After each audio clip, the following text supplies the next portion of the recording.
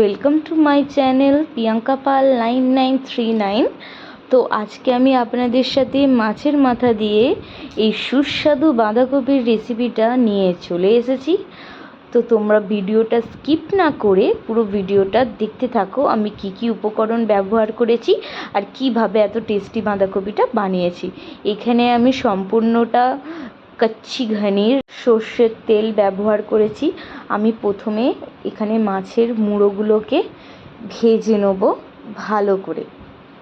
এখানে আমি একটা বাঁধাকপিতে দুটো মুড়ো ব্যবহার করেছি, তোমাদের যেমন ইচ্ছা তোমরা মুড়ো ব্যবহার করতে পারো।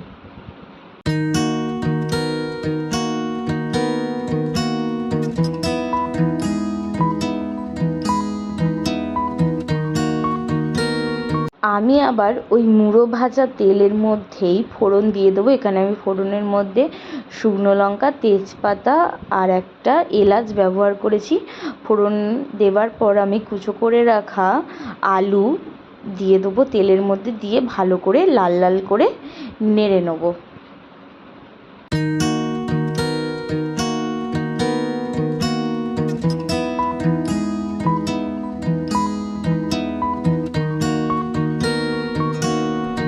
আমি এখানে একটি নর্মাল সাইজের পেঁয়াজ কেটে নিয়েছি লম্বা লম্বা করে, ভালো করে নেড়ে নেবো যতক্ষণ না লাল লাল হচ্ছে।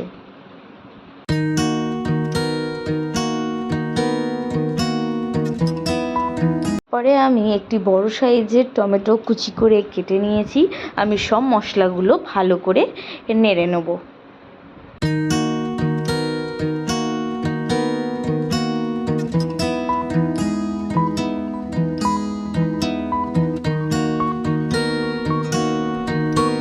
আমি এখানে 1 চামচ আদা রসুন পেস্ট ব্যবহার করেছি, করে ভালো করে আমি নেড়ে নেব মশলাগুলো।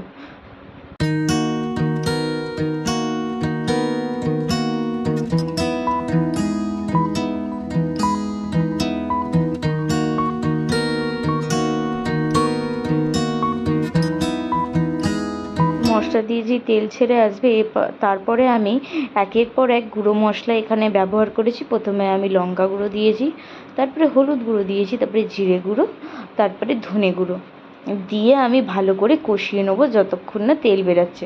আপনারা যখন তেল বেরিয়ে যাবে তখন মুড়োগুলো দিয়ে আবার একটু ভালো করে কষাতে হবে। মুড়োগুলোকে ভালো করে ভেঙে দিতে হবে যাতে প্রত্যেকটা বাইটে মুড়োর একটা ফ্লেভার আসে।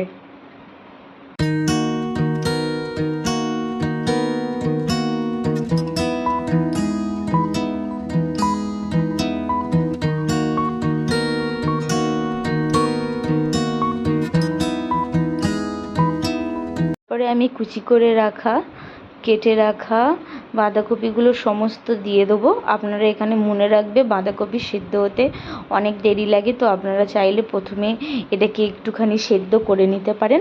আমি এখানে অনেক চাপা দিয়ে দিয়ে দিয়ে দিয়ে কষেছি বলে আমার বাঁধাকপি তাড়াতাড়ি সিদ্ধ হয়ে গেছিলো।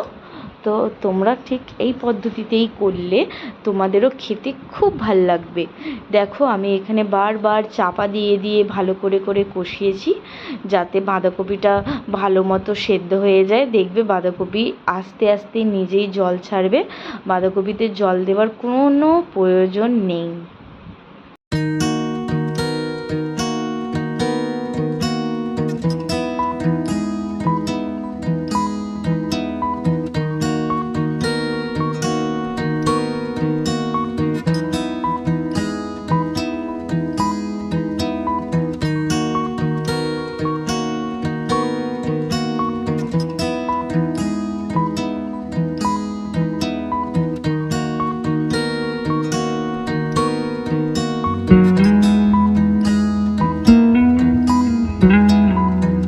বাঁধাকপিতে একটু বেশি পরিমাণে চিনি ব্যবহার করেছি, কারণ বাঁধাকপি একটু মিষ্টি মিষ্টি খেতে ভালো লাগে।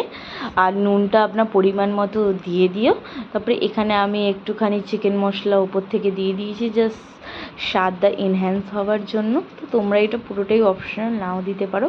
আমার ভালো লাগলো বলে আমি দিয়েছি। তো দেখে নাও কড়ার মধ্যে একদম লাগছে না, একটা নিজেরই তেল ছেড়ে এসেছে বাঁধাকপি দিয়ে, কত সুন্দর লাগছে দেখতে। ভিডিওটা স্কিপ না করে সম্পূর্ণ দেখার জন্য আপনাদের অনেক অনেক ধন্যবাদ। ভিডিওটা ভালো লাগলে একটি লাইক করে দেবেন, আর কমেন্টে অবশ্যই জানাবে আপনার এই বাঁধাকপির মাছের মাথা দিয়ে রেসিপিটা আপনাদের কেমন লাগলো, আর চ্যানেলটা সাবস্ক্রাইব করে দেবে।